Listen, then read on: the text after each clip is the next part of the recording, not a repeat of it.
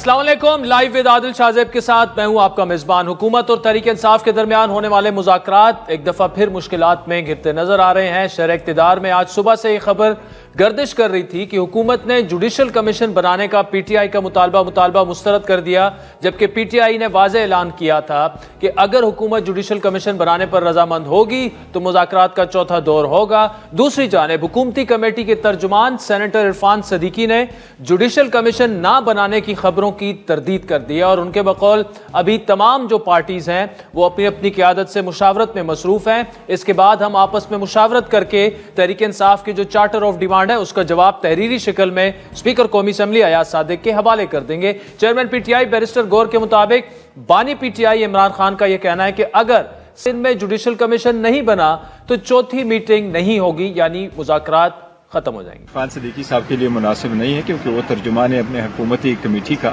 اور ہم کیٹیگریکلی کہہ چکے ہیں کہ ہماری اگر ملاقات ہوئی ہے تو وہ لا اینڈ آرڈر سچویشن پہ ہے، اور لا اینڈ آرڈر سچویشن پہ ملاقات کرنا کوئی ایسی بات نہیں ہے۔ حکومت کے ساتھ مذاکرات وہ کنٹینیو کرنا چاہتے ہیں، بشرط یہ کہ پہلی جو ہماری وہ جو ڈیمانڈ ہے وہ تھا کہ آپ کمیشن بنائے، اور خان صاحب نے بڑا کیٹیگریکلی کہا ہے کہ 7 دن میں اگر حکومت نے کمیشن بنانے کا آن دیا نہیں دیا اور بنانے کے لیے نام فردر پروسیڈ نہیں کر سکے پھر ہماری چوتھی میٹنگ نہیں ہوگی۔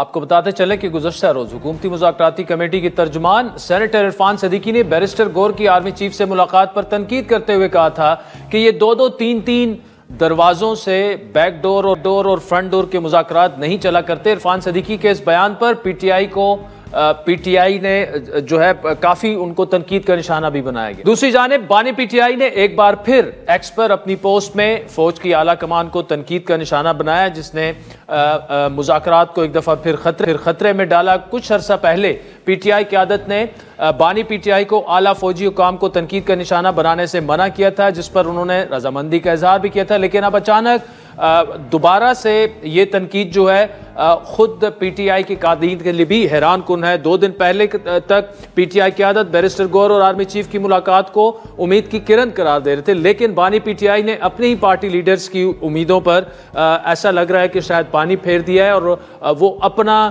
خصوصاً اگر بات کریں 190 ملین پاؤنڈ کیس کی تو بانی پی ٹی آئی اور ان کی اہلیہ کو سزا کو آج 4 دن ہو چکے ہیں۔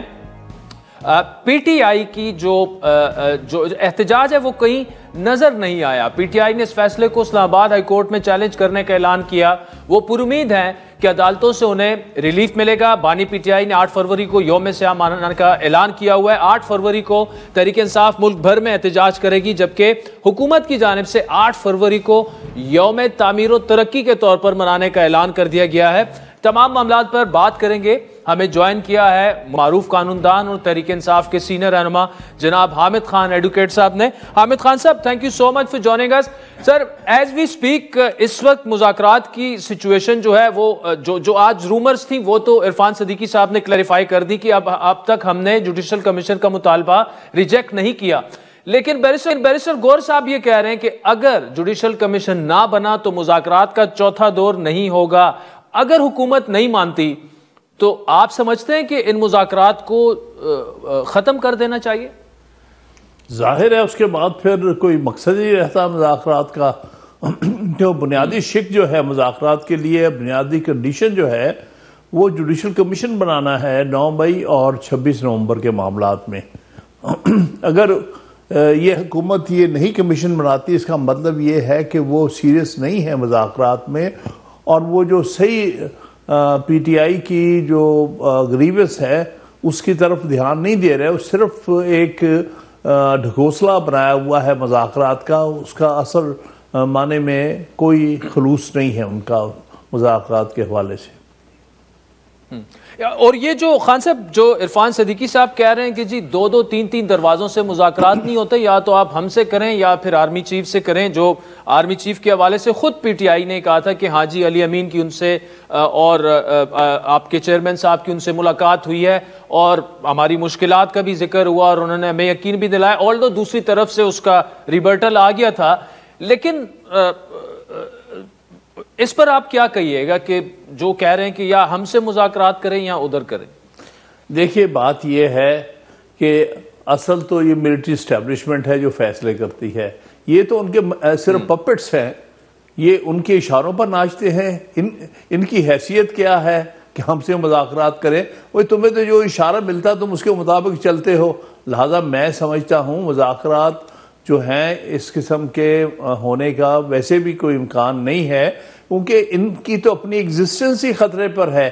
کیونکہ آج اگر صحیح معنی میں 8 فروری کے بعد کے واقعات میں جوڈیشل کمیشن بن کے انکوائری ہو جائے اور جو ٹرائبونلز ہیں سٹنگ جج پہ مشتمل ہو کر ان پر عمل درآمد ہو اور سارے الیکشن کے اوپر ٹرائبونل کا ریویو ہو جائے اور ٹرائبونلز اپنے فیصلے کر لے، اور اسی طرح جو ضروری کام ہے جو ابھی تک نہیں ہوا، یعنی 12 جولائی کی جو ججمنٹ ہے فل کورٹ کی، سپریم کورٹ کی، اس پر عمل درآمد ہو، اور عمل درآمد ہونے کے بعد سینٹ کے ایک صوبے کے انتخابات جو رہ گئے وہ ہو جائیں، تو پھر سمجھ آئے گی کہ کوئی معاملات کسی سنجیدہ طور پر چل رہے ہیں.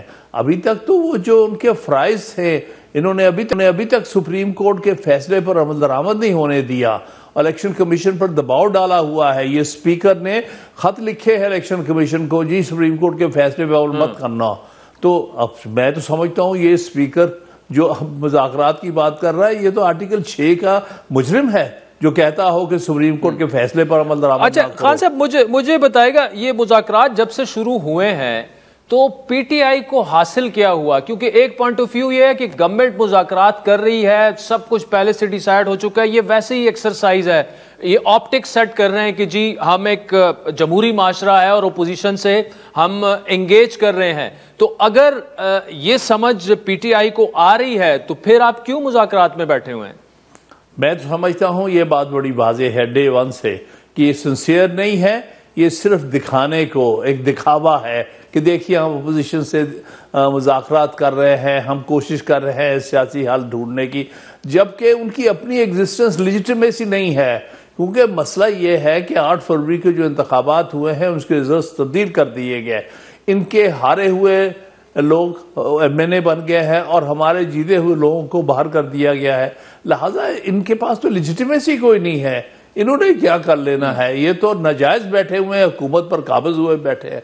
لہٰذا یہ سارا کچھ وہ جو کر رہے ہیں یہ سب دکھاوے کی بات ہے، ڈھکوسلہ ہے میرے نزدیک.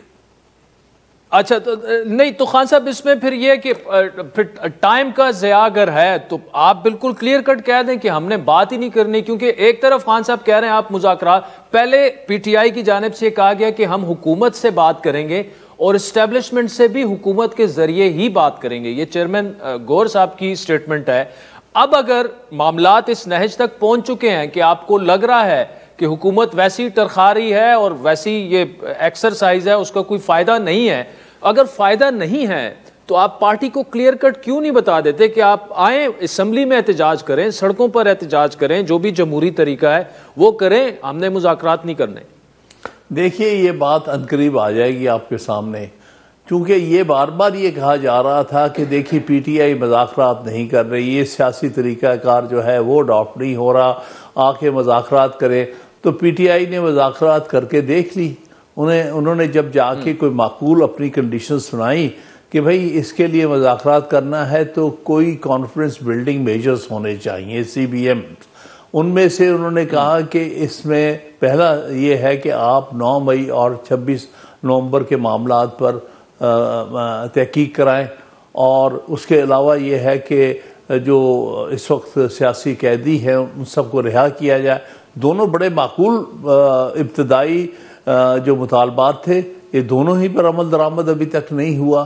تو اس سے یہ ظاہر ہو گیا ہے یہ گورنمنٹ کی ٹیم جو ہے وہ سیریس نہیں ہے، وہ صرف اس کو سیاسی استعمال کر رہی تھی پی ٹی آئی کو امبیرس کرنے کے لیے. دیکھیے ہم تو مذاکرات کرنا چاہتے ہیں، یہ نہیں کر رہے ہم تو اس لیے یہ سارا کچھ دکھاوا تھا اور کچھ بھی نہیں. ٹھیک. اچھا خان صاحب 190 ملین پاؤنڈ والا فیصلہ تو اب آ گیا اور اس پر اب چونکہ معاملہ سب جوڈس نہیں ہے تو اس پر بات کی جا سکتی ہے. تحریک انصاف کا پوائنٹ آف ویو یہ ہے کہ خان صاحب کے ساتھ ایک دفعہ پھر جاتی ہوئی. دوسری جانب ایک پوائنٹ آف ویو یہ ہے کہ ایک اوپن اینڈ شٹ کیس تھا. 190 million pound national crime agency نے پروسیڈنگز آف کرائم اسے قرار دیا اور وہ حکومت پاکستان کو دینا چاہے اور حکومت پاکستان نے وہ پیسے جو ہیں مطلب ان کو ڈیٹیلز دی گئی سپریم کورٹ کے اکاؤنٹ کی اور پھر ایک بند لفافہ آیا جس میں ڈیڈ آف کانفیڈینشیلٹی تھا. بطور وکیل آپ اس فیصلے کو کیسے دیکھتے ہیں؟ میں سمجھتا ہوں یہ فیصلہ بالکل غلط ہے. اس میں کوئی کرمنیلٹی انوالو نہیں ہے. اس میں کسی نے کوئی ناجائز ذاتی فائدہ نہیں اٹھایا. عمران خان یہ پیسے جو تھے 190 ملین پاؤنڈ پاکستان آئے ہیں اور سپریم کورٹ کے اکاؤنٹ میں جمع ہوئے ہیں. اگر کسی کو اس بات پر اعتراض ہے کہ سپریم کورٹ کے اکاؤنٹ میں کیوں چلے گئے اور یہ جو ہے یہ اسٹیٹ ٹریجری میں آنے چاہیے تھے تو ان کو سپریم کورٹ کو اپلائی کر کے ان کو وہاں پر ٹرانسفر کروا لیتے. اس میں عمران خان صاحب کا کیا قصور ہے؟ انہوں نے پاکستان کے اندر پیسے لے آئے ہیں اور لا کے ایک معتبر جگہ یعنی سپریم کورٹ کے اکاؤنٹ میں جمع کرا دیے ہیں. آگے فیصلہ سپریم کورٹ اور گورنمنٹ کے درمیان ہونا ہے کہ یہ پیسے ادھر ہونے چاہیے یا اسٹیٹ کی ٹریجری میں. اچھا سر، امپورٹنٹ پوائنٹ آپ نے کہا کہ یہ سپریم کورٹ اور حکومت آپس میں فیصلہ کر لے. اگر حکومت کے پاس یہ پیسے جانے چاہیے تو بالکل سپریم کورٹ ادھر وہ پیسے ٹرانسفر کر لے. لیکن اگر یہ غلطی دانستہ ہوئی ہے غیر دانستہ ہوئی ہے اس پہ کم از کم کلیریفیکیشن تو دے دی جائے، کیونکہ کہا یہ جا رہا ہے کہ فائدہ پہنچایا گیا ملک ریاض صاحب کو، ان کی جیب میں یہ پیسے ڈالے گئے، ان سے یہ پیسے لے کر حکومت پاکستان کو دیے جانے چاہیے تھے. تو اس پر آپ کیا کہیے گا؟ دیکھیے پیسے تو ان سے لے لیے گئے ہیں، پیسے ملک ریاض کے پاس تو نہیں ہے نا. یہ پیسے جو تھے برٹن سے یہاں پر ٹرانسفر ہوئے. اب ہمیں ایگزیکٹ کنڈیشنلٹیز کا نہیں پتا، ہو سکتا ہے برٹش گورنمنٹ نہیں چاہتی ہو کہ اس چیز کو پولیٹیسائز کیا جائے. بہرحال وہ پیسے حقیقت جو ہے جس کو انگریزی میں کہتے ہیں باٹم لائن یہ ہے کہ یہ پیسے پاکستان آ گئے اور سپریم کورٹ کے اکاؤنٹ میں جمع ہو گئے. اب صرف معاملہ جو ہے ایشو یہ رہ گیا ہے کہ یہ پیسے جو ڈیو تھا، جو پیمنٹ کرنی تھی 460 ارب روپے کی ملک ریاض نے، اس کے اگینسٹ ایڈجسٹ ہونے چاہیے تھے کہ نہیں ہونے چاہیے. یہ فیصلہ تو سپریم کورٹ کر سکتی ہے کیونکہ سپریم کورٹ کے ہی پاس یہ سارا معاملہ ہے. سپریم کورٹ نے ہی وہ 460 کا جو ان پر جرمانہ کیا تھا، جرمانہ لگایا تھا، تو انہوں نے فیصلہ کرنا ہے. گورنمنٹ ادھر اپلائی کرے اور کہے کہ جی یہ پیسے آپ ہمیں دے دیں، ان سے علیحدہ پیسے ملک ریاض سے وصول کرے. حامد خان صاحب بہت بہت شکریہ. ناظرین، سپریم کورٹ نے آج عادل بازی سیٹ کیے جانے کا الیکشن کمیشن کا فیصلہ کالعدم قرار دینے کا تحریری فیصلہ جاری کر دیا ہے. سپریم کورٹ نے یہ کہا ہے کہ الیکشن کمیشن نے ایک سیاسی جماعت اور حکومت کے حق میں جھکاؤ کو ظاہر کیا. عادل بازی کبھی بھی نون لیگ کے رکن نہیں رہے، مگر الیکشن کمیشن نے صرف نون لیگ کی سربراہ کی بات پر یقین کیا. جسٹس منصور علی شاہ نے فیصلے میں مزید تحریر کیا کہ عدالتی ہدایات کے باوجود الیکشن کمیشن ایسا رویہ اپناتا ہے جو اس کے آئینی فرائض سے مطابقت نہیں رکھتا.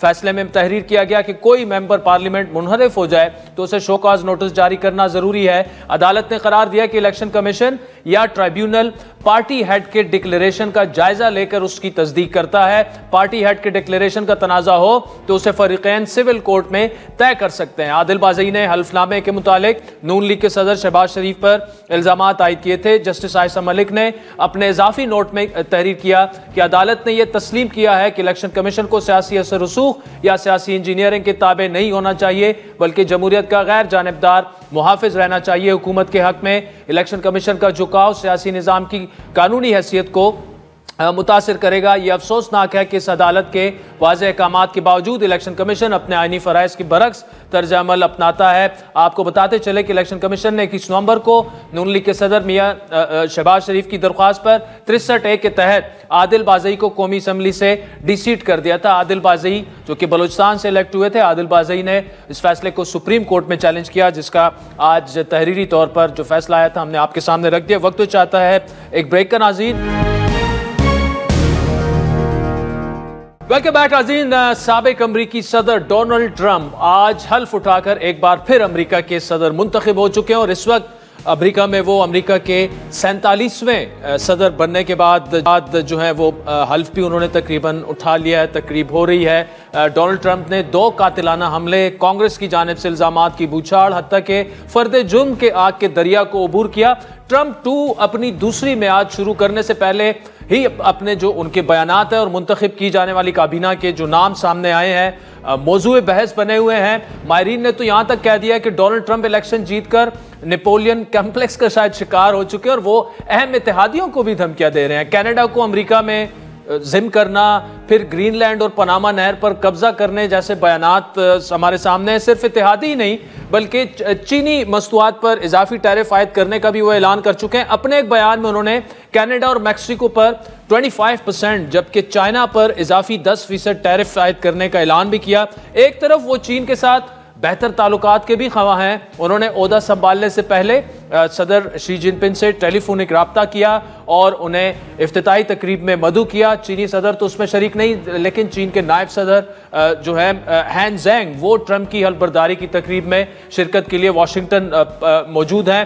دوسری جانب چائنا اور دیگر تجارتی شراکت داروں سے درآمدات پر اضافی ٹیرف لگانے کا اعلان جو کیا وہ امریکہ میں مہنگائی میں اضافے کا باعث بھی بن سکتا ہے. الیکشن سے پہلے ڈونلڈ ٹرمپ افراط زر یعنی انفلیشن کو کم کرنے اور ٹیکسوں میں بڑے پیمانے پر کٹوتی کا بھی وعدہ کر چکے ہیں. الیکشن جیتنے کے بعد امریکی جو ٹائم میگزین کے ساتھ ایک انٹرویو میں اعتراف کیا کہ ان کے لیے اشیاء کی قیمتوں کو کم کرنا ایک مشکل ٹاسک ہوگا. ٹرمپ نے انتخابی مہم کے دوران ووٹروں سے بار بار یہ وعدہ بھی کیا تھا کہ انہیں صدر منتخب کرنے سے قیمتیں گر جائیں گی. امریکی اخبار وال اسٹریٹ جرنل کی ایک رپورٹ کے مطابق اقتدار سنبھال کر ٹرمپ کے جو اپنے منصوبے ہیں وہ صارفین کی قیمتوں میں اضافے کے ساتھ معاشی ترقی کو سست بھی کر سکتے ہیں. یہ تو آنے والا وقت بتائے گا. دوسری جانب ٹرمپ عام آدمی پر لگے ٹیکسز کی شرح بڑھانا چاہتے ہیں جبکہ وینٹی فیئر جو کہ میگزین ہے یو ایس ان کے مطابق ڈونلڈ ٹرمپ اپنی پسندیدہ کارپوریشنز کو دوسری مدت میں ایک بڑا ٹیکس کٹ بھی دے سکتے ہیں. جنگوں کے حوالے سے اگر بات کی جائے ڈونلڈ ٹرمپ کا دو ٹوک موقف تھا کہ وہ جنگوں کو ختم کرنے والے امریکی پریزیڈنٹ ہوں گے اور ہم نے مشرق وسطیٰ کے حوالے سے انہوں نے یہاں تک کہہ دیا تھا کہ وہ 15 ماہ کی جنگ کا جلد خاتمہ چاہتے ہیں اور ہم نے دیکھا کہ انہوں نے یہ کہا کہ میری حلف برداری سے پہلے یہ جنگ ختم ہونی چاہیے. Our incoming administration has achieved all of this in the Middle East in less than 3 months without being president. I will stop the chaos in the Middle East and I will prevent World War III from happening.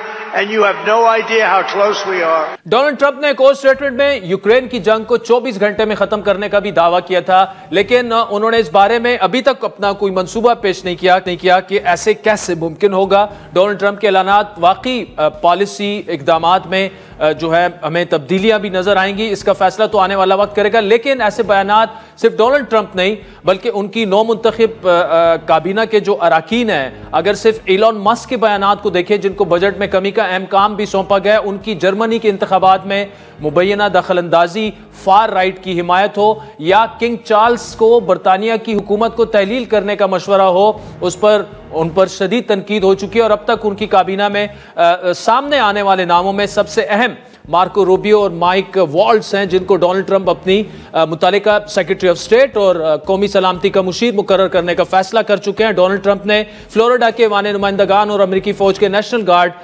Colonel Michael والٹز کو اپنا قومی سلامتی کا مشیر منتخب کیا اور کانگریس مین mic والٹز پرو India سمجھے جاتے ہیں, چائنا کے ناقد جو ہیں وہ سمجھے جاتے ہیں اور مائک والٹز جو ہیں ٹرمپ کے مضبوط حامی رہے ہیں. والٹز نے افغانستان سے بائیڈن انتظامیہ کے انخلاء کے بارے میں ٹرمپ کی پوزیشن کو تشکیل دینے میں کلیدی کردار ادا کیا تھا.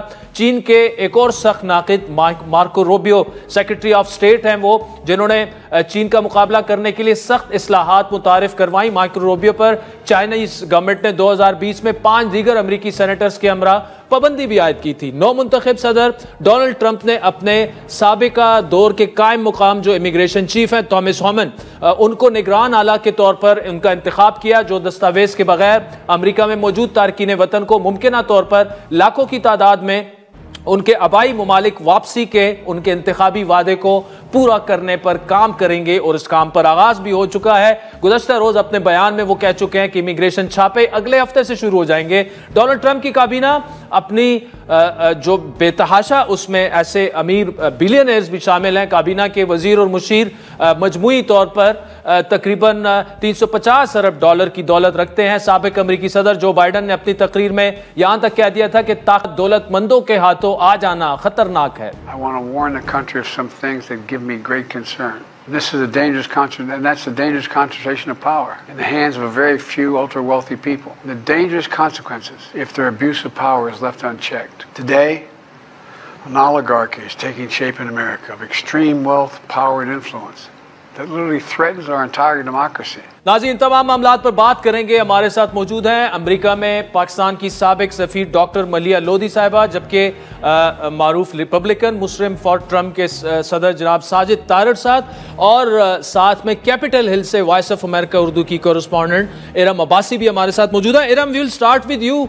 क्या देखा आज आपने? एक तारीखी दिन अमेरिका के लिए। डोनाल्ड ट्रम्प जो कि अनएक्सपेक्टेड मैं कहूँगा, जिस तरह से इलेक्शंस हुए, 47th प्रेसिडेंट इलेक्ट हो चुके हैं, जिस तरह के उन्होंने इलेक्ट होने के बाद बयानात दिए, लोग ये कह रहे हैं कि शायद उनकी पॉलिसीज में भी चेंजेस आएंगी। आज आपने क्या देखा? आदिल, बहुत सारी ऐसी चीजें हुई जो अमेरिकी सियासी तारीख में पहले नहीं हुई। यानी ये कि एक कन्विक्टेड, जैसे कहते हैं ना कि जो पहले कैंडिडेट थे फिर वो सदर बने, कन्विक्टेड प्रेसिडेंट ने अपनी ओथ टेकिंग सेरेमनी की यही कैपिटल हिल में। उसके बाद 40 साल बाद ये दूसरी दफा हो रहा है कि इंडोर्स ये सेरेमनी की गई, और फिर प्रेसिडेंट ट्रम्प वो सदर है जो कि दूसरी बार अगेन एक अपना टेन्योर के गैप के साथ दोबारा पॉपुलर वोट के साथ मुंतखब किए गए। और जैसे कि आपने बताया कि उनकी जो उनका वोटर बैंक रहा, जो उनकी सारी मुहिम रही, उससे यही जाहिर होता है कि चाहे वो माइनॉरिटीज हो, मुस्लिम वोट हो, वो उसको हासिल करने में कामयाब हुए। और साथ ही साथ जो यंग वोटर्स है जो कि यूजुअली डेमोक्रेट्स के साथ उनका साथ देते हैं, वो भी उन्होंने इस इलेक्शन में उनका साथ दिया। पहली दफा ये भी हुआ अमेरिका की तारीख में कि फॉरेन लीडर्स को मदऊ किया गया। कभी अमेरिकी तारीख में इनॉग्रेशन पर बाहर से या फॉरेन लीडर्स नहीं आते, लेकिन हमने देखा कि चाइनीज वाइस प्रेसिडेंट यहाँ पे मौजूद रहे, इटालियन सरबराह वो भी यहाँ पर मौजूद थी, फ्रांस के प्रेसिडेंट तो नहीं आए लेकिन उनके कुछ सियासी रहनुमा भी यहाँ पर मौजूद रहे, और साथ ही साथ जॉर्जिया, अर्जेंटीना। तो इस यहाँ पे क्योंकि इंडोर्स मूव करने का मतलब ये था कि जो आप पहले 1500 लोग एक्सपेक्ट कर रहे थे कैपिटल हिल के ग्राउंड्स पर, वो नहीं हो सका। तो कैपेसिटी को इंक्रीज किया गया, जिसमें हमने देखा कि टेक बिलियनर्स वो भी वहां पर शामिल रहे। मार्क जकरबर्ग, एलॉन मस्क, जैसे कि आपने जिक्र किया, वो भी इस तकरीब में शामिल रहे। तो एक पहले जेडी वैंस ने हलफ उठाया और उसके बाद फिर प्रेसिडेंट डोनाल्ड ट्रम्प ने हलफ उठाया, और वही उनके जो वादे जो वो करते आए हैं अपने वोटर से, जिसमें उनका मैस डिपोर्टेशन, इनलीगल इमिग्रेंट्स, वो इनलीगल इमिग्रेंट्स जिनका क्राइम रिकॉर्ड है, उनको पहले निकालने की जो बात वो पहले भी कर आए हैं। और तवक्को की जा रही है कि आज ही के दिन वो कुछ मजीद एग्जीक्यूटिव ऑर्डर्स भी साइन करेंगे। अच्छा, थैंक यू रम, हमारे साथ मौजूद है। क्या तार साहब, जो वादे इलेक्शन कैंपेन में हुए, फिर उसके बाद जब वो इलेक्ट हो गए, उसके बाद उन्होंने बड़े ऐसी स्टेटमेंट्स दी हैं, आप समझते हैं कि चैलेंजिंग टेन्योर होगा डोनाल्ड ट्रम्प के लिए अपने तमाम वादों को पूरा करना? ऑल्दो जो गजा सीज फायर था वो तो हो चुका है, उन्होंने डेडलाइन दी थी आज की, वो हो चुका है, लेकिन Ukraine war next on the agenda जो आइटम जिसे कहते हैं कि वो भी 24 घंटों में खत्म कर सकते हैं। लेकिन वहां पर मामला ये है कि यूरोपियंस के अपने कंसर्न्स हैं कि पता नहीं प्रेसिडेंट पुतिन की टर्म्स पर यूक्रेन वाला मामला सॉर्ट आउट ना कर दें। तो ये तो जो बाहर उनके चैलेंजेस हैं, जो अंदर अमेरिका के अंदर आप चूंकि खुद रिपब्लिकन पार्टी से, क्या चैलेंजेस होंगे सदर डोनाल्ड ट्रम्प की एडमिनिस्ट्रेशन के लिए? मैं आदिल साहब सबसे पहले यहां से शुरू करना चाहूंगा कि मैं ना सिर्फ 2016 के अंदर रैलीज को अटेंड करता रहा हूं, इस दफा भी मैं डोनाल्ड ट्रम्प साहब के साथ जहां जहां रैलीज होती थी वहां मैं जाता रहा हूं, ऑन ग्राउंड रियलिटी को समझने की कोशिश की कि अमेरिका कहां जा रहा है। 12 साल, 8 साल ओबामा साहब के, 4 साल प्रेसिडेंट बाइडेन के, जिस तरीके से अमेरिका के अंदर मेरिट और वो कल्चर, DEI, और उसके बाद डिफेंडिंग पुलिस और fall of Kabul, pentagon demoralise, police आती नहीं है, हर शहर जो है इस वक्त ड्रग इन्फेस्टेड, और 13 million illegal criminals, not everyone but most of them, जिसका डोनाल्ड ट्रम्प साहब ने खुद कहा है कि वो वेनेजुएला के गैंगस्टर और कांगो के गैंगस्टर्स हैं वो आ चुके हैं इस वक्त अगर देखा जाए, लेकिन रैली और उन्होंने कई बच्चियों के नाम लिए जिनको रेप करके मर्डर कर दिया गया है। ये चीजें जब मैंने देखी और उसके बाद मैंने देखा कि जिस तरीके से स्विंग स्टेटों ने रेड वेव एक आई, लोगों ने रिटेलिएट किया against the woke culture, inflation और अमेरिका का खत्म होता इंफ्रास्ट्रक्चर। 25 साल से कोई नया एयरपोर्ट नहीं बना, कोई नई हाईवे नहीं बनी। आज मैं जब भी अमेरिका एंटर होता हूं तो एयरपोर्टों के हालात परेशान कुन हैं। लोग इस वक्त जो है वो परेशान है। अमेरिका फर्स्ट डोनाल्ड ट्रंप साहब का एजेंडा था, अमेरिका फर्स्ट, और उसके बाद जिस तरीके से ब्रोकन सिस्टम है, मैं मिसाल देना चाहूंगा कि FBI के हालात ये हैं कि वर्जीनिया के अंदर जाके पेरेंट टीचर एसोसिएशन में जाके पेरेंट्स को पकड़कर उनके नाम टेररिस्ट लिस्टों पे डाल देने, डिपार्टमेंट ऑफ जस्टिस को वेपनाइज करना, जिस तरह इरम साहिबा ने कहा है कि एक कल्चर है, एक कन्विक्टेड प्रेसिडेंट आया है। कन्विक्टेड किस तरह हुआ कि 3 साल डिपार्टमेंट ऑफ जस्टिस सोया रहा, जो ही उन्होंने अपनी प्रेसिडेंशियल कैंपेन चलाई, अपनी मर्जी की स्टेट में ले जाके मर्जी का प्रोसिक्यूटर, मर्जी की ज्यूरी इलेक्ट करके किस खूबसूरत तरीके से अमेरिका के जस्टिस सिस्टम को इस्तेमाल किया गया। यही मैंडेट है डोनाल्ड ट्रंप साहब का इंटरनली, और वो बार बार अपने ताज के पत्ते टेबल पर रखते रहे हैं पिछले 3-4 दिनों से। कल उनकी जो कैपिटल वन, मैं आपके पास दोबारा आता हूं। इरम ये बताएगा कि अगर हम काबीना की बात करें तो उसमें हमें जो प्रीडोमिनेंटली अगर हम देखें, वैसे तो जो US पॉलिसी है टुवर्ड्स साउथ एशिया वो तो इंडो पैसिफिक है, और ऑब्वियसली चाइना को कंटेन करना है, इंडिया उनका स्ट्रेटेजिक पार्टनर है। लेकिन अगर कैबिनेट पर आप नजर डालें तो उसमें आपको ज्यादातर लोग वही नजर आएंगे जो कि US की एक्चुअल पॉलिसी है इंडो पैसिफिक। आदिल, 3 पोजीशंस होती हैं जो कि बहुत अहम है, जो कि पूरी दुनिया के लिए अहम होती हैं। अमेरिका में जो टॉप जॉब्स हैं और वो पाकिस्तान के लिए भी अहम है, उसका आपने जिक्र भी किया। उसमें जो सेक्रेटरी ऑफ स्टेट उन्होंने मुंतखब किया वो है मार्को रूबियो।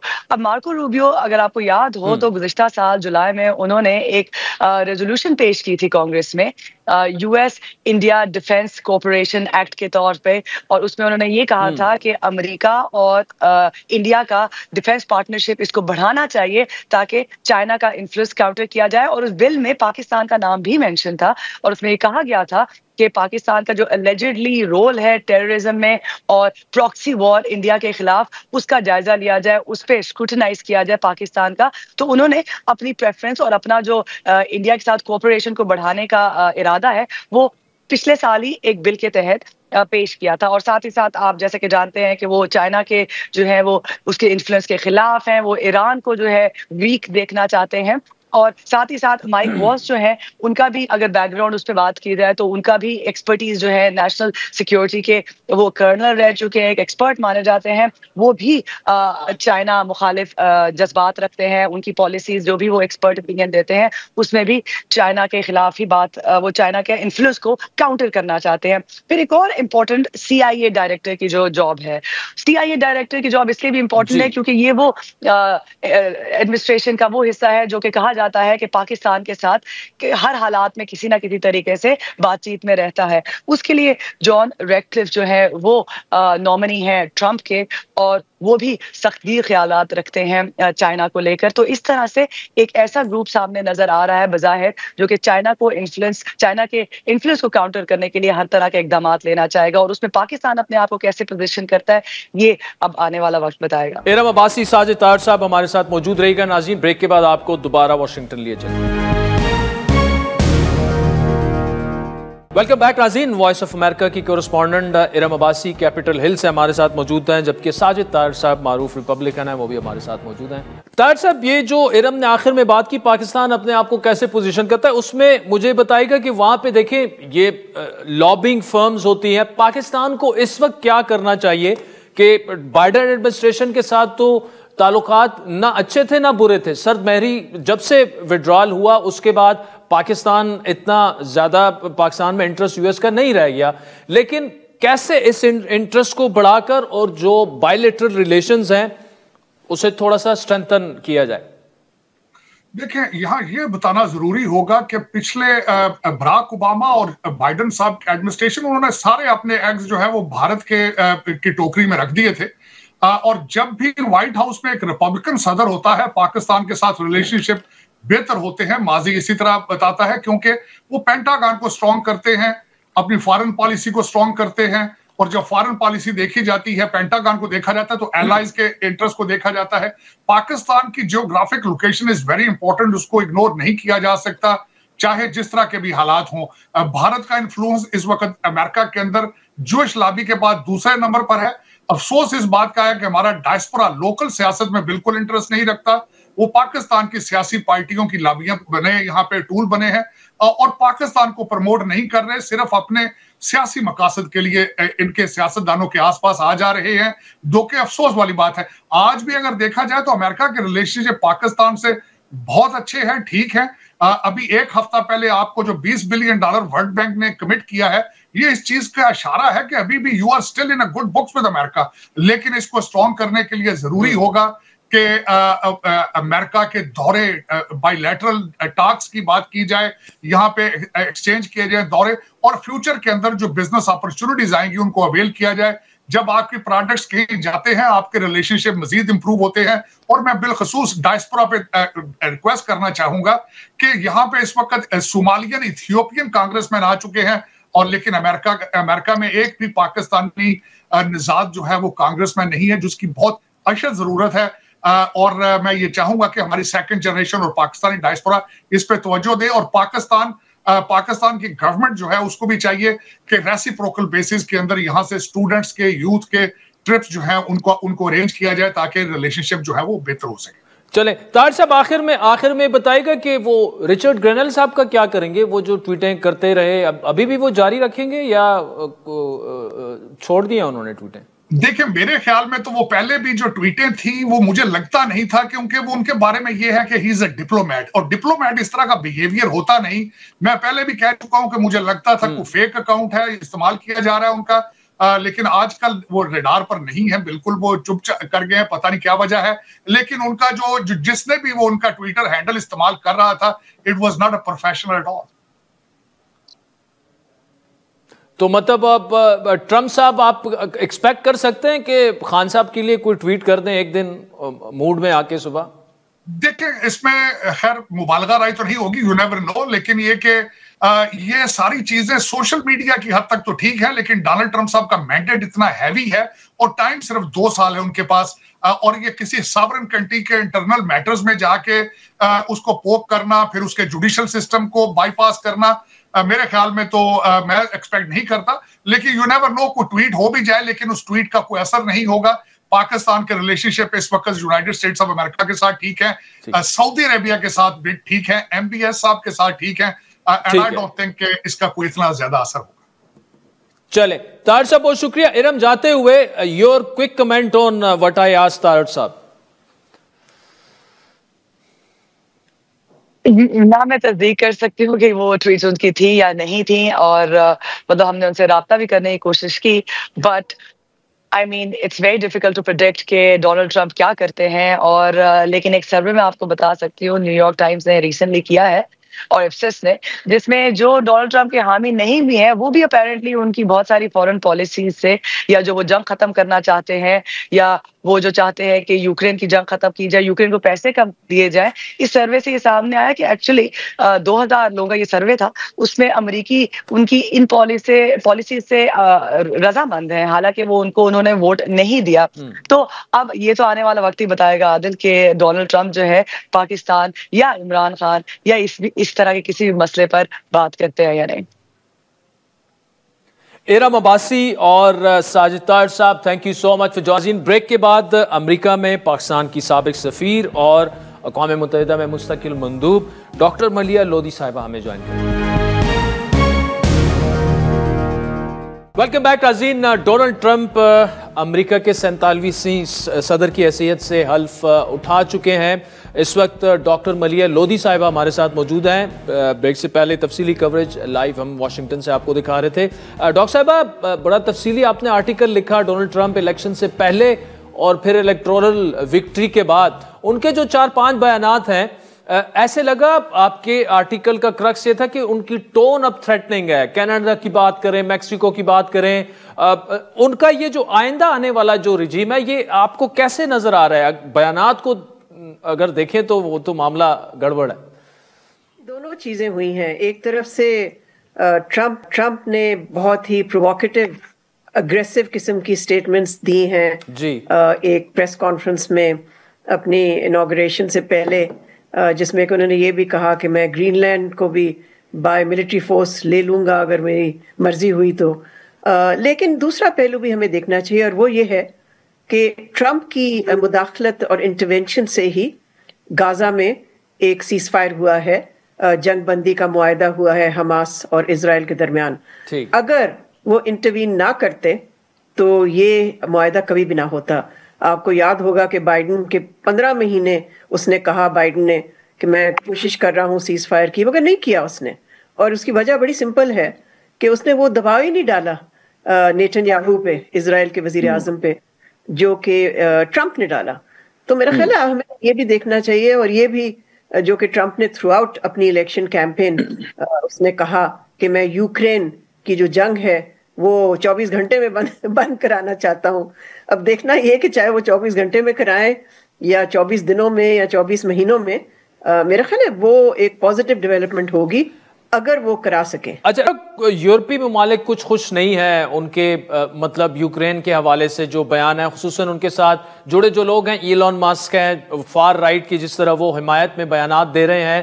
اور یورپ میں ایک اور خدشہ موجود ہے کہ یوکرین جنگ اگر وہ ختم کریں گے تو شاید وہ پریزیڈنٹ پوٹن کی ٹرمز پر ختم کریں گے. یورپ اور امریکہ کے تعلقات کو آپ کیسے دیکھ رہی ہیں فیوچر میں؟ دیکھیں، اس میں تو کوئی شک نہیں ہے کہ یورپین ممالک جو ہیں ان کو ٹرمپ نے تنقید کا نشانہ بنایا. ابھی نہیں، بہت پہلے بھی، اپنی پہلی ٹرم میں بھی ٹرمپ یہ کہتا رہا کہ جو یورپین ملک ہیں وہ اپنی ڈیفینس کے لیے اپنا پیسہ خرچیں، وہ امریکہ پہ کیوں ریلائی کرتے ہیں، ہم کیوں پیسہ دیں ان کو. اور اسی طرح سے انہوں نے یہ بھی کہا اپنی الیکشن کیمپین میں اس دفعہ کہ وہ یوکرین کو بینک رول کرنے کے لیے تیار نہیں ہیں اینڈلیسلی. تو اگر کوئی ڈیل ہوتی ہے تو میرا خیال ہے قبل از وقت ہوگا کہنا یہ کہ جی وہ ماسکو کی ٹرمز پہ ہوگی. لیکن یہ ضرور ہے کہ ٹرمپ کوشش ضرور کرے گا، جو کہ بائیڈن نے نہیں کی. پھر یہ کہ دیکھیں، یورپ تو ایک پہلو ہے نا جو کہ آپ نے جس کا ذکر کیا، اینڈ یہ ضرور ہے کہ انہوں نے تھریٹننگ سٹیٹمنٹس کی ہیں، پرووکیٹو سٹیٹمنٹس کی ہیں، لیکن پھر انہوں نے کنسیلیٹری ایکشنز بھی لیے ہیں. اور وہ سب سے اہم جو ان کا ایشو ہے چین کے ساتھ جو تعلقات ہیں، انہوں نے چینی صدر کو بلایا انوگریشن پہ، وہ تو نہیں جا سکے، لیکن انہوں نے اپنا وائس پریزیڈنٹ بھیجا انوگریشن پہ. یہ انپریسیڈنٹڈ ہے، کبھی کسی امریکن صدر نے چائنیز پریزیڈنٹ کو نہیں بلایا. پھر انہوں نے فون پہ بات بھی کی ان کے ساتھ، پریزیڈنٹ شی جن پنگ کے ساتھ.